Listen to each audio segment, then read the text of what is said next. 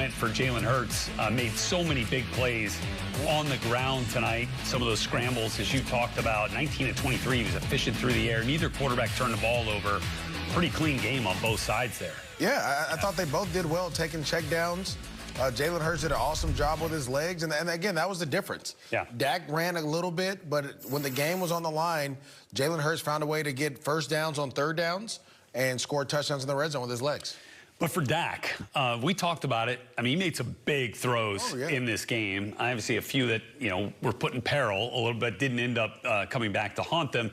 Jerry Jones called it one of the best games he's ever seen Dak play. How did you feel about Prescott's performance? I felt the same way. I thought Dak came out there and led this offense and put the ball in play for his receivers to make plays. Now, there were some drops, there were some missed throws here or there, but overall, I mean, this throw here to start the game, I mean, you're right there where your receiver can make a play on it. I mean, that's a great job. This play, being a playmaker, slide in the pocket, finding a way to get the ball to CeeDee Lamb again.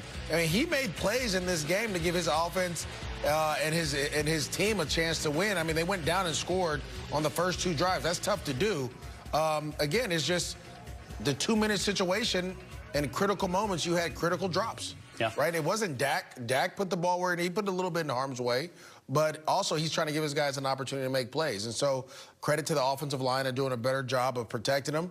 And then also Dak giving those guys an opportunity to go out and make plays. Yep, and Dak Prescott stepping to the podium. He is at the mic there at Lincoln Financial Field.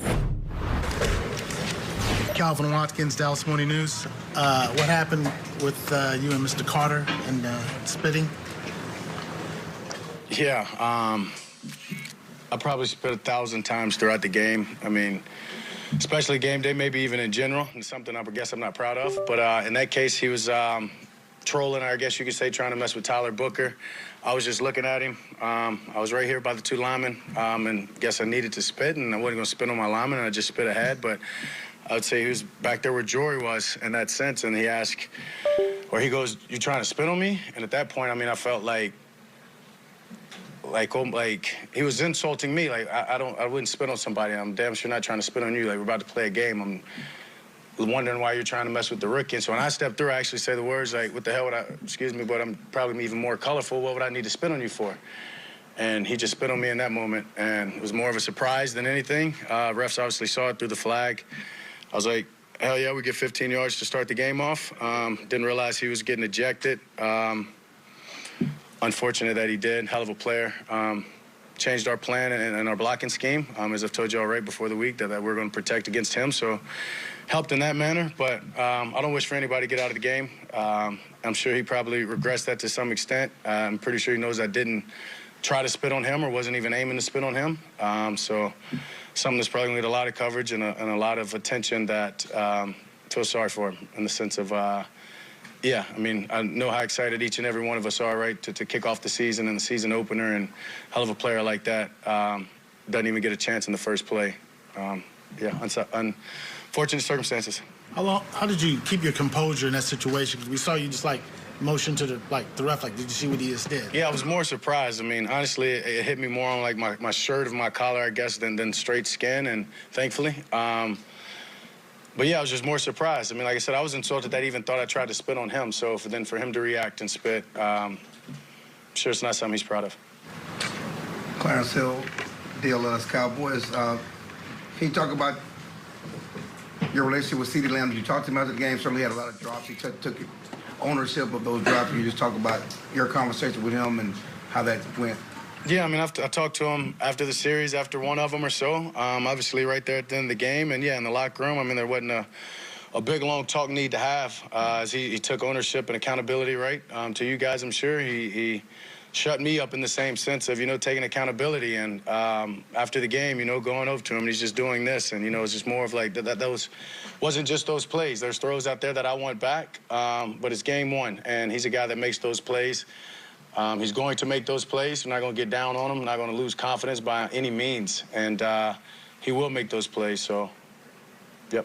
No moral victories, but do you take any solace in how you guys came out and played and performed in game one? Yeah, for sure.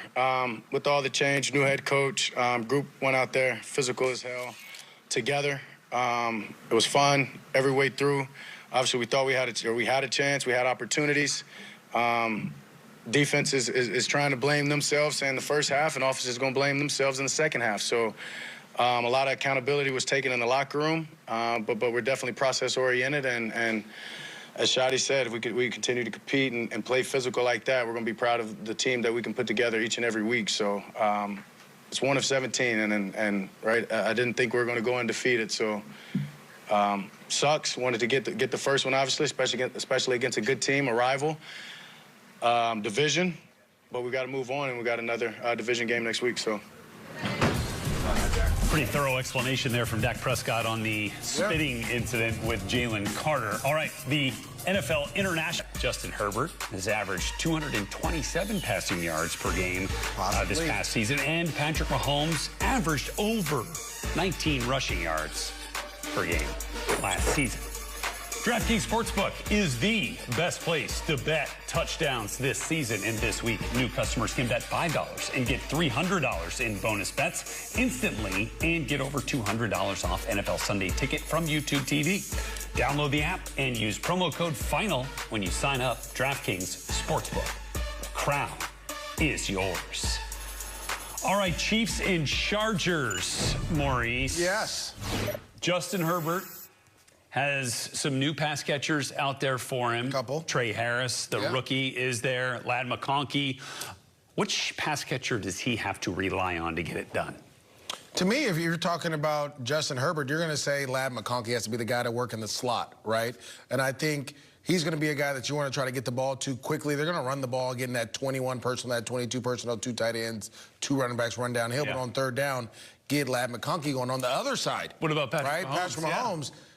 It got to be Old Faithful, Old Yella, Old Travis Kelce. Let's go. Get him going. Let him work the middle of the field. Watch him move on. Derwin James is going to cover him. That's what always happens in these matchups. You have to win that matchup. I'm excited to see that game. Yeah, me too. All right, the Chiefs were on the practice field this week. They're in Brazil, and this morning certainly had some fun down there. Omar Ruiz there with the teams and caught up with Chiefs chairman and CEO Clark Hunt. All right, thank you very much. Clark Hunt joining us now. Clark, you guys played in London in 2015. In 2023, you played in Germany, and now you're playing in Brazil. Number one, how have you seen support for football grow in the last 10 years internationally? And then two, specifically about the Chiefs, how have you seen support for your team grow? Yeah, well, the league's been very focused on the growth of American football around the world, and it's something that at the Kansas City Chiefs we've really embraced. Our fan base has grown tremendously, not only in North America, but in Western Europe, in Mexico, and now in South America. And we're delighted to be here in Brazil with the opportunity to play tomorrow night, to give our great fans down here a chance to see the Chiefs in a regular season game. I know going back to the 60s, your dad helped start the North American Soccer League.